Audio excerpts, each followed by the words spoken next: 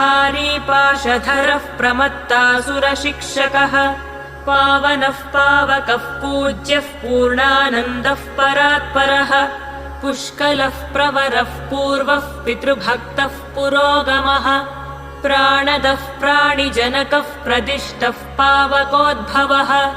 परब्रह्मस्वरूपश्च परमैश्वर्यकारणम्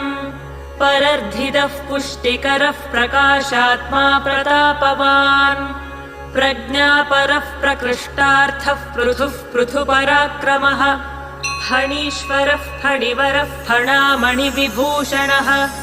फलदः फलहस्तश्च फुल्लाम्बुजविलोचनः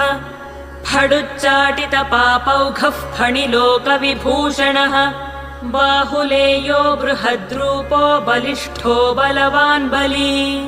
ब्रह्मेश विष्णुरूपश्च बुद्धो बुद्धि